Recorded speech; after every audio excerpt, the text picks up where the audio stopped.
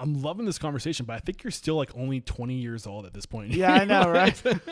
So I know you spent some time at the Marriott. I think Yeah. it's worth absolutely staying there, but I also don't want to cut you short. Is there anything else up to this point that needs to come out?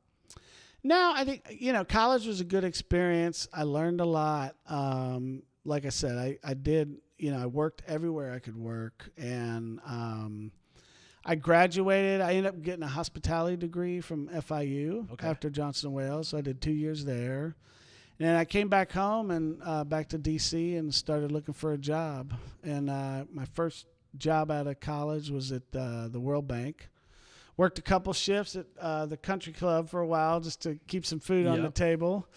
And luckily Brian took me back. And then I got there. I got hired as an assistant manager. Like starting salary was like $28,000 a year. Okay. Wasn't much.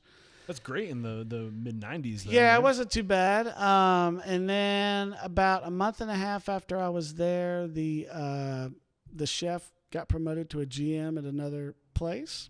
And they asked me to say, "Hey, Mike, you want to be the chef?" How long were you there for? I was there for about a year. Okay. A little over a year. And I kind of looked at him like, holy shit, okay. We were feeding 3,000 to 4,000 people a day. I had 75 people underneath me just in the kitchen alone. You're 22 years old. I'm 22 years old. Literally my first 2-3 weeks of being the chef, I could like feel and see people laughing at me walking in the kitchen. Really? How'd that make you feel? It was intimidating for sure. And I got it. So there was a gentleman there who helped actually open that cafe. It was like a real high-end kind of food court. And so if you imagine each station was sort of a representative of a place in the world. Like we had a Pacific Asian station, we had Indian food, we had African food, we had Mediterranean, French, just all different areas of the world. And we did about 52 entrees a day that changed every day. Damn. And probably for each entree, each station, there was probably 4 to 6 sides, and those changed daily as well. We bought rice by the pallets. I never knew, God, man, people love rice everywhere, Yeah. And so, his name was Kim San. He was an Asian gentleman, and he really helped me. Kind of said, look, these guys are going to respect you. You just got to work side by side with them. And that's what I did. I got up in their business, asked them lots of questions. I'd have little cutting competitions with them, like, hey, I bet you I can break this case of broccoli down faster than you can, and give out little prizes to people when they beat me. Sometimes I'd beat them, and I was always just being very helpful and really getting to know them as people. So the big things I'm hearing from you are getting to know them as people, and getting up in their business. Like, is that what you mean by getting up in their business? Like really just like learning about them? Yeah, just really learning about them. Like, hey, where are you from? There was probably, out of those 75 people, there's probably 26 different countries represented, being that it was the World Bank. And so there was a lot of these people were cousin, aunts, uncles, moms, dads, siblings of people that worked in the World Bank. And so I was just real curious about their cultures. Like, well, what's it like in Thailand? What's it like in Jamaica? What's it like, down in Oaxaca, Mexico? And so I just asked a lot of questions. I've always been that way. I've been super curious. I asked tons of questions. And, so that's really what I mean by getting up in their business. Just really getting to know them as people and what they're about and what makes them tick. And I love this, man. And if you want people to take an interest in you, the best way to do that is by taking an interest in them. Exactly. And that's what, that's the big underlying message there. You also asked them for their opinion on stuff. In doing so, you learned about them, you found out what knowledge they had, and you let them weigh in. What's the power of letting them weigh in?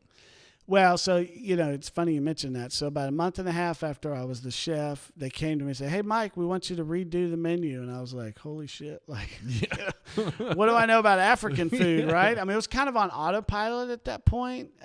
They all knew how to make the dishes, and I just sort of would support them. Yeah. And then, So now I had to go and like basically recreate this menu. There was about 25% I couldn't touch that were sort of like the holy grail items.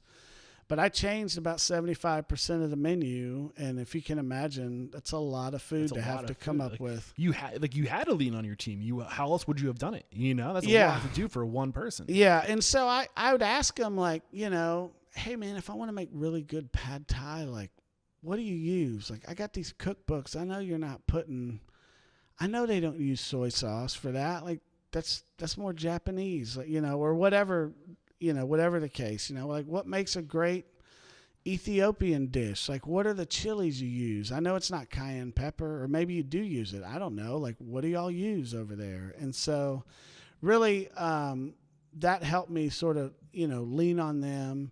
They felt appreciated in the sense of like, God, this guy really cares about how to make an authentic dish from my country. Yeah. And so it got a lot of respect from the employees, and I learned a lot. Yeah, I love it. And the other thing that I think we have to put a little bit of emphasis on is this idea of friendly competition, right? Gamification. Yeah. And it sounds like you were doing that. Like you're there shoulder to shoulder trying to, you're setting the pace, but you're not just showing them like this is how you do it. You're making it fun. What's the secret to that and the impact of that? So mainly just, making it fun. I always made sure there was music in the kitchen. We'd tell lots of jokes, laugh a lot. I'm like, if you're not, we're here 40, 50, 60, 80 hours a week. Like, let's have fun doing it. It's just, and so some of the games we would do would be that, just a lot of those little contests, and we kind of rib each other and have fun with each other, and it just really kind of creates this camaraderie. Yeah. Almost like you're all in a battle. Let's go arm in arm and let's win the battle today. Yeah. And how do you find the balance of making it friendly and fun? And you said giving each other little jab shots in the ribs or whatever. I can't remember exactly what you said. How do you not take it too far? How do you find that balance in a very politically correct and safe world that we have to be in today? Yeah, I think, some of that self-awareness, right? Like knowing who you are and also knowing who you're dealing with. I think you learn what can be done and what can't be done by knowing your audience, Yeah. And, it was never like, hey, shorty or anything like that. It wasn't those kind of jabs, more just like, hey man, that's a little too much salt in that stew, brother. It was those kind of jabs, right? Like just, Kind-natured. Yeah, just about what the job was, and so that was the things that we would sort of rib each other on, and the other thing is like I'd make stuff and I'd take it to 10 people and say, hey, what do you think of the soup? What do you think of the sauce? What does it need? And I think that got them comfortable so that when I'd go to them and give them feedback about something they made, yes, that it was a give and take. Yes. Like, hey, it's okay to tell me this is too spicy or not spicy enough. You're establishing that culture that this isn't about you, it's about the process. Exactly. And it's about what we're trying to do together. And you have to establish that two-way road of communication. You have to let them know that they're able to give you feedback when it's time.